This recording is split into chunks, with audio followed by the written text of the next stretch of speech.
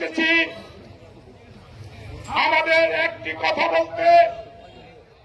বিগত দিনে আমরা আপনাদের কৃষকদের জন্য কি কি করেছিলাম, কি কি কাজ নিয়ে চিন্তা করছি, সেই কথাগুলো বলতে এসেছি।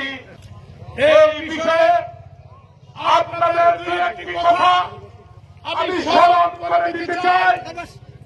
বাংলাদেশের ক্রান্তিকালে বাংলাদেশের মানুষকে অগ্নিগর্ভের মধ্যে রেখে তৎকালীন রাজনৈতিক দলগুলো যখন ভারতে পালিয়ে গিয়েছিল, তখন আমাদের নেতা করেছেন বাংলাদেশের মানুষকে একটি লাল সবুজ পতাকা দিয়েছেন, একটি আত্মপরিচয় দিয়েছেন, আমাদের প্রিয় মাতৃভূমি বাংলাদেশ, আর আমরা সকলে বাংলাদেশী।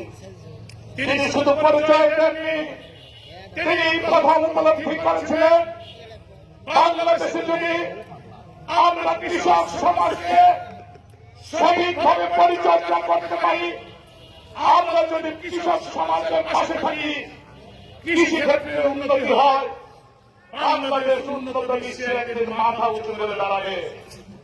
তাই তিনি সরকারের এই কৃষক ভাইদের কথা চিন্তা করে আপনারা অনেকেই বলে গিয়েছেন যে ইউনিয়নের মাটিতে দাঁড়িয়ে আমি কথা বলছি, এই ইউনিয়নের পবিত্র মাটিতে মা বলেছিল আমাদের আদর্শের জনক শহীদ প্রেসিডেন্ট জিয়াউর রহমানের।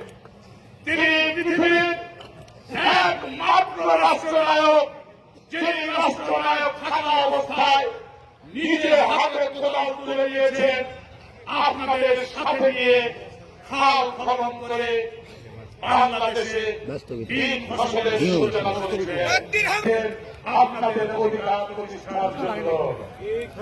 সংগ্রামী বন্ধুরা আমার, প্রাথমিকভাবে শেখ হাসিনা পালিয়ে গিয়েছে, কিন্তু এখন আমরা আপনাদের ভোটের অধিকার প্রতিষ্ঠা করতে পারিনি।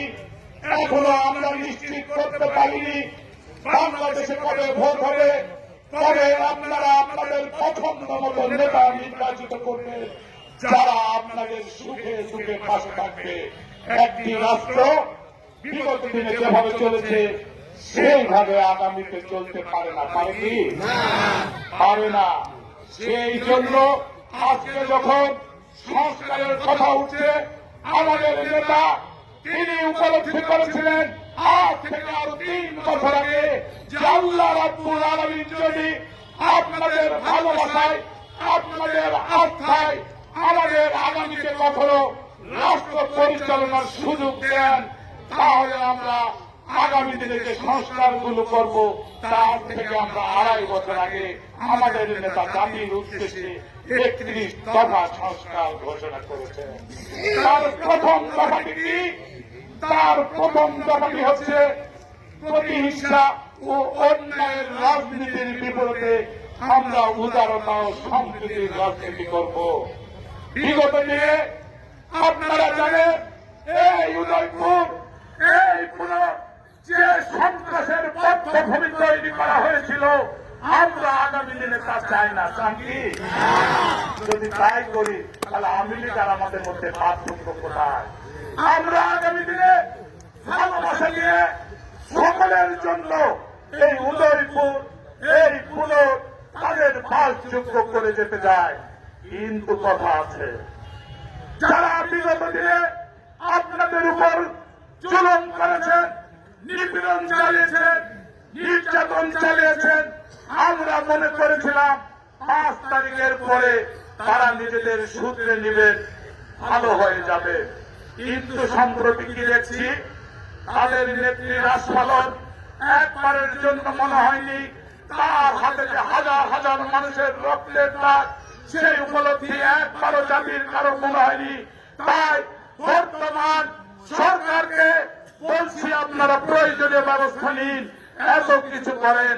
আপনারা যারা বিগত দিনে অন্যায় করেছে, খুন করেছে, গুম করেছে, এখনো মাথা উঁচু করে ঘুরে বেড়ায়, তাদেরকে আপনারা এখনো প্রশাসনের আওতায় আনতে পারেননি, পেরেছেন? আপনারা চান না?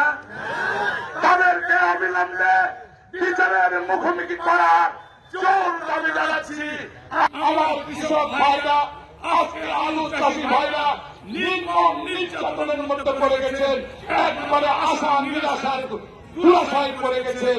একদিকে আলুর দাম নাই, আর একদিকে কোলেস্ট্রল বাবারা আলু রাখার কাজ তথাপি যদি আজকে নির্বাচিত প্রতিনিধি থাকতো, প্রতিবাদ করত, জনগণকে নিয়ে রাস্তায় নামত, প্রয়োজনীয় ব্যবস্থা নিত, এর জন্যই নির্বাচন দরকার।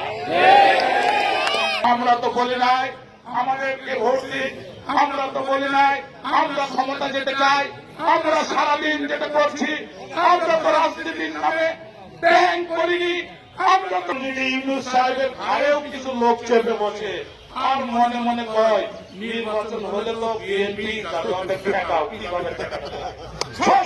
আমরাও চাই একটি সুস্থ সুন্দর নির্বাচনের জন্য যে যে সংস্কারগুলো প্রয়োজন দ্রুততার সাথে সেই সংস্কারগুলো করে আপনারা অবশ্যই নির্বাচনে একটি রোডম্যাপ দিবেন। আপনাদের হুঁশিয়ারি উচ্চারণ করে বলতে চাই, আমরা শেখ হাসিনাকে ভয় পাইনি। লক্ষ লক্ষ মামলা খেয়েও, হাজার হাজার নেতা কর্মী রক্তের উপর দাঁড়িয়েও আমরা শেখ হাসিনার রক্ত চক্ষুকে ভয় পাইনি। জনগণের ভোটের অধিকার প্রতিষ্ঠার জন্য রাজপথে ছিলাম, এখনো আছি।